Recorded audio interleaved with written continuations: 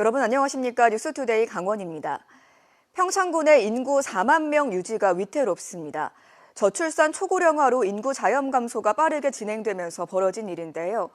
인구 유출을 막기 위한 다양한 노력 중에서도 교육 환경 개선에 심혈을 기울이면서 어떤 효과를 거둘지 관심을 모으고 있습니다. 윤하은 기자가 취재했습니다. 학교 수업을 마친 초등학생이 온라인 수업으로 그날 정해진 학습 진도에 따라 다양한 과목의 수업을 듣습니다. 교육 격차 해소를 위해 만들어진 공공교육 플랫폼 서울런을 따온 평창런 수업입니다. 학원이 적은 평창에서도 양질의 교육 콘텐츠를 제공받고 학업, 진로 컨설팅도 받을 수 있어 학부모와 학생들의 만족도가 높습니다. 아무 데서나 할 수 있고 원할 때도 할 수 있고 학원 안 다녀도 되고 그냥 집에서 편하게 할 수 있어서 좋은 것 같아요. 인기 강사 강의를 들을 수 있어서 내용이 더 이해가 가기 쉽고 듣고 더 보충할 수 있고 자기주도 학습 한 번 더 하면서 복습할 수 있어서 되게 좋은 것 같아요. 평창군 인구는 지난해 12월 4만 396명에서 지난 3월 4만 90명으로 3개월 동안 300명 넘게 줄었습니다. 출생아 수는 연 100명 수준인 반면 사망자는 월 30에서 40명 수준으로 자연 감소가 빠르게 진행되고 있습니다. 평창군은 인구 자연 감소는 어쩔 수 없다 하더라도 교육과 일자리를 찾아 떠나는 젊은 인구를 잡기 위해 교육에 집중 투자하고 있습니다. 사고력 수학, 원어민 강사와 함께하는 영어 회화 놀이터, 스터디 카페 조성 등 전문 업체들과 잇따라 협약을 맺고 올 6월 전용 공간도 완공합니다. 또 등록 인구를 늘리기 위해 지역 공공기관과 리조트 업체들이 참여하는 평창 주소 갖기 운동을 벌이고 현재 5만 원인 전입 지원금도 이달부터는 30만 원으로 늘립니다. 지방소멸기금으로 젊은 층 유입을 위한 정주 여건 개선 사업도 추진합니다. 청소년들 위한 또 교육, 그리고 대학생들에게는 전액 장학금을 주고 또 청년들은 창업을 할 수 있고 또 일자리를 제공을 해주고 청년들이 살 수 있는 신혼부부들의 그 보금자리도 지금 정부에 인구 4만 명 사수에 나선 평창군. 인구 유출을 막기 위한 다양한 유인책이 어떤 성과로 이어질지 주목됩니다. MBC 뉴스 윤하은입니다. 춘천시가 추진한 치유의 숲 사업이 수년째 지지부진합니다. 숲에서 힐링하자는 취지로 민선 7기 공약 사업으로 93억 원을 들여 매입했는데 더 이상 예산을 확보하지 못한 데다 활용도가 낮아 첫 삽조차 못 뜨고 있습니다. 이송미 기자가 취재했습니다. 춘천시 동면 외곽에 있는 야산입니다. 춘천시는 지난 2020년 축구장 114개를 합친 면적의 산 80헥타르를 사들였습니다. 투입된 예산은 93억 원. 그리고 이것에 민선 7기 공약 사업인 치유의 숲을 조성하겠다고 했습니다. 하지만 6년째 진척이 없습니다. 춘천시가 매입한 산입니다. 진입로는 이곳 인도뿐이고 주위에는 주차장도 없기 때문에 차량 진입이 어렵습니다. 두 번의 공모에서 떨어진 것도 관광지로 조성하기에 진입로가 넓지 않다는 게 주된 이유였습니다. 지난 2021년 산림청 녹색자금 공모에 이어 이듬해 강원도 지방이양사업에도 탈락하며 예산을 확보하지 못했습니다. 그래서 버스가 교행이 가능해야지만 그런 것도 치유의 숲 같은 시설물도 들어갈 수 있는데 조건이 안 됐기 때문에. 공모 탈락 이후 춘천시는 임도를 추가 개설해 트레킹 명소로 개발하려고 했습니다. 하지만 주차장 등 기반시설 조성에 추가 예산이 필요해 이마저도 중단됐습니다. 지금은 숲 가꾸기 등 조림 사업에만 활용되는 상황. 준비가 미흡한 상태에서 매입부터 했다는 비판이 나오는 이유입니다. 좀 접근성이 좀 좋아야 되잖아요. 그러니까 저기는 일단 시민들이 접근하기에도 좀 불편한 부분이 있어요. 애초에 세울 때부터 이런 어떤 타당성 검토부터가 잘 안 되는 거죠. 춘천시는 당시 난개발을 막기 위한 시유림 확보 차원에서 산을 매입한 이유가 더 컸다고 설명했습니다. 이어 장기적으로 활용 방안을 찾아 공모 사업에 다시 신청하겠다고 밝혔습니다.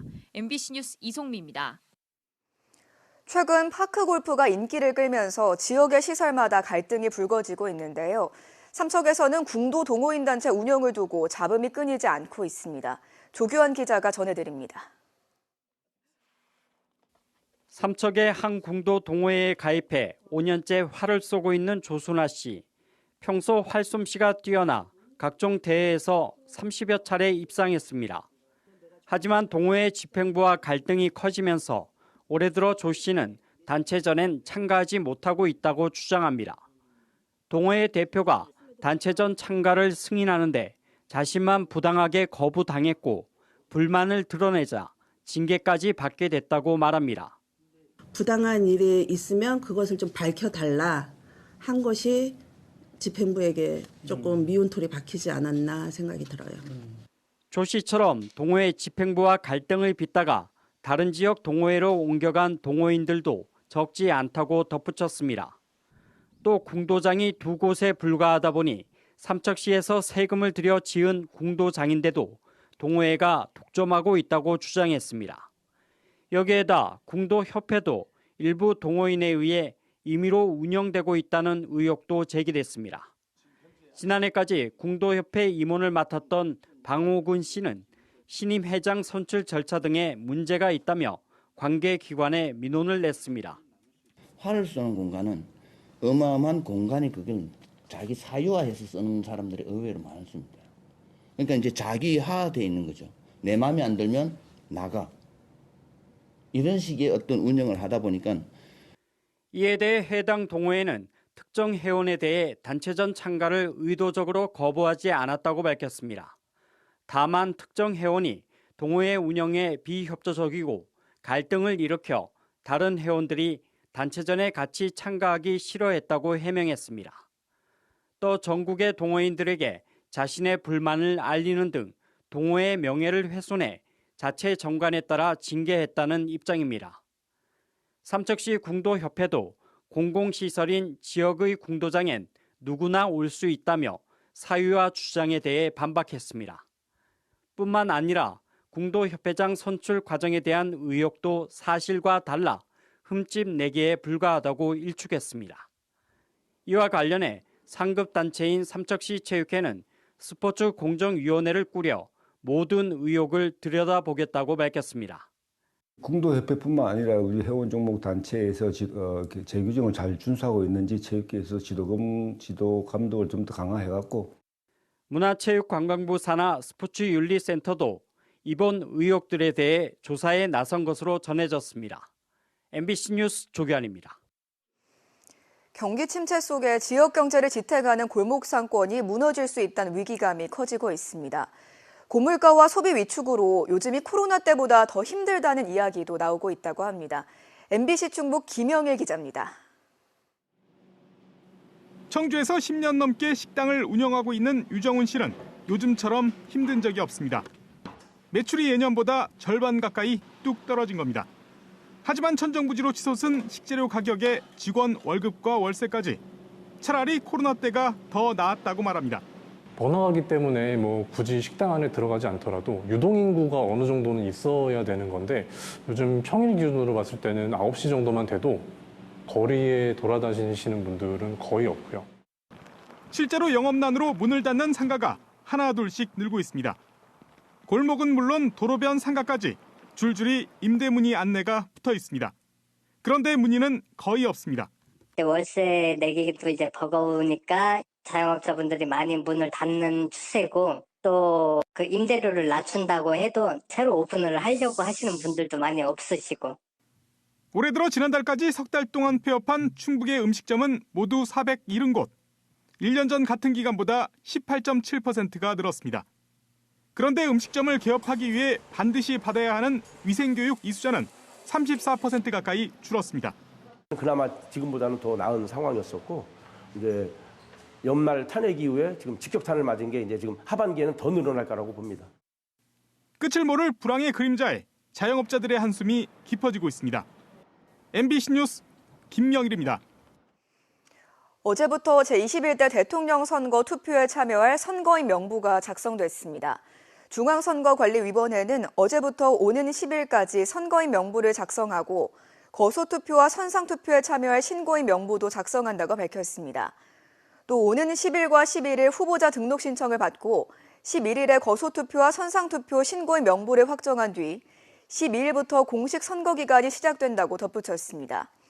이어 오는 20일 제외투표소 투표, 26일부터 29일까지 선상투표, 29일과 30일 사전투표를 거쳐 다음 달 3일 오전 6시부터 저녁 8시까지 제21대 대통령 선거 본투표가 실시됩니다.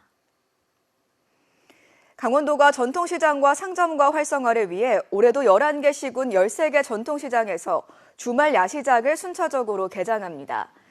강원도는 지난달 4일 춘천 후평시장 내 어울 야시장 개장으로 30년 전통의 노포 음식으로 고객 잡기에 나섰고 25일 원주 우산천 골목형 상점가가 개장해 올해 다양한 축제와 접목한다고 밝혔습니다. 또 6월까지 태백 황지시장, 홍천 중앙시장, 동해 동쪽바다 중앙시장, 양구 중앙시장 등이 차례로 야시장을 연다고 덧붙였습니다. 여름 피서 절정기에는 강릉 주문진 종합시장, 영월 서부시장, 평창 진부시장과 평창시장, 정선 구공탄시장, 인제시장의 야시장이 개설돼 피서객들의 이목을 사로잡을 전망입니다.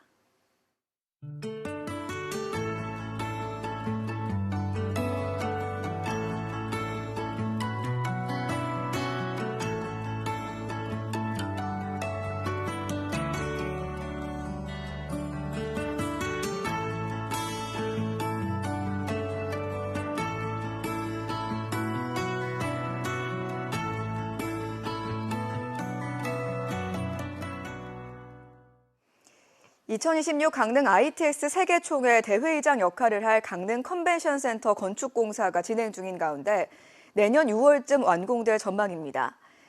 강릉시에 따르면 지난해 11월 첫 삽을 뜬 컨벤션센터는 지하 1층에서 지상 4층, 연면적 18,960제곱미터, 총 주차대수 161대 규모로 진행되고 있습니다. 회의시설은 컨벤션홀 1실, 중회의실 4실, 소회의실 15실로 2,500명이 동시에 회의할 수 있는 규모입니다. 이상으로 강원 뉴스 마칩니다. 고맙습니다.